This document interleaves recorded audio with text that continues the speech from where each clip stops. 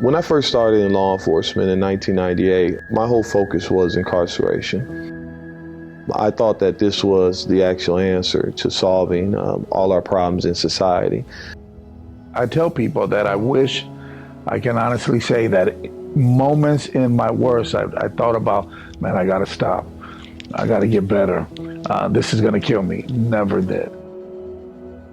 It wasn't until God actually opened up my eyes to see that there was another way. You know, there's another way that we can actually do this thing to make our city, to make our communities a better place. I don't believe jail really changes many people, but I believe it's the programs that are being put on in jail that offers the change and offers the hope for these individuals when they come out into the community. When I first started my position, I began to work with Jobs Partnership and helping the population that I work with, which are either gangbangers, ex-gang members, or ex-offenders, and working with them by providing resources for a lifestyle change. Job skills, GED, soft skills, mental health, substance abuse. The law enforcement component of the reentry through Jobs Partnership is, we call it breaking boundaries, and it's bringing local law enforcement officers into the county jail to actually have an open dialogue with some of the inmates. The people in Jobs Partnership, they are genuinely concerned about the well-being of every man and every woman that comes through that program. That's what breaks the barrier. When we're looking at breaking barriers, that's what breaks the barrier.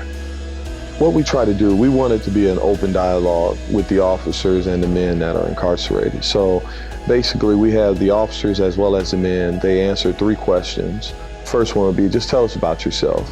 How did you get to where you are today, and what advice do you have?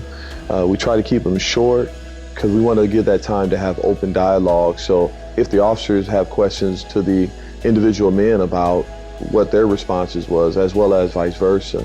So we have found that that gives that dialogue to them to let both individuals see that we all are the same. We all are one. You know, we're all human, and I think it gives the men a different take on officers, as well as the officers a different take on the men.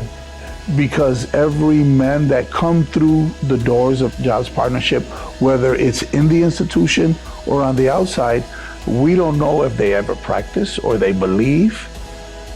But one thing that they know is the love that is emulated through each and every volunteer that spends time with the men and the women who are in the Jobs Partnership program.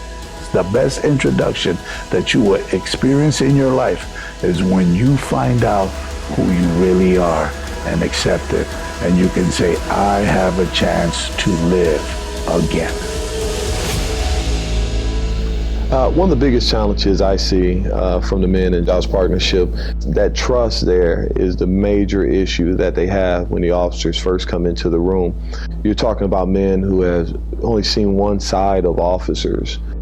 But I have seen men cry, I have seen officers hugging the men, I have seen things that even when we first started this through Jobs Partnership, I never thought it was going to be as successful as it actually has, of bringing the officers and the men that they're from the community and the community, bringing them together.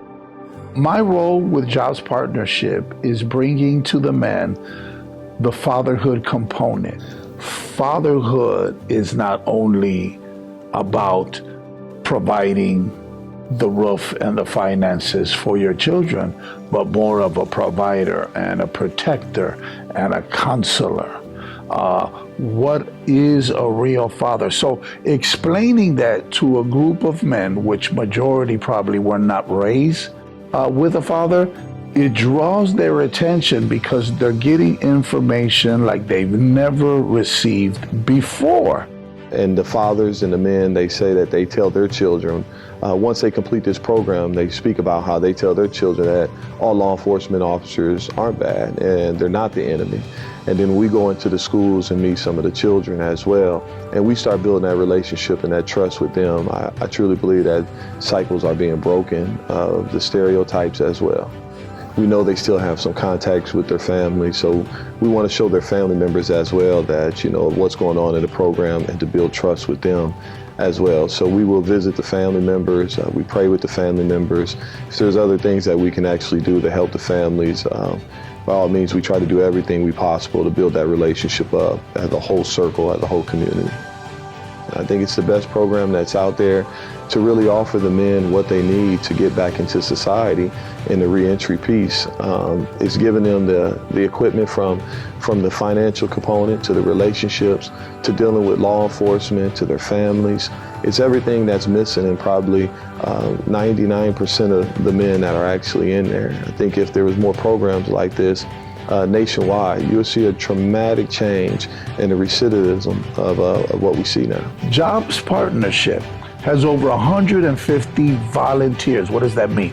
No paycheck, but they believe in the foundation that Jobs Partnership was built on.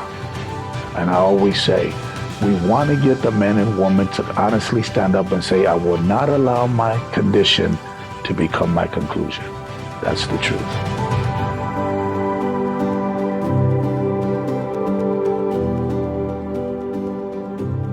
For more information on how to become a Jobs Partnership volunteer, donate to the program, or to become a participant, please visit our website at jobspartnershippeoria.org.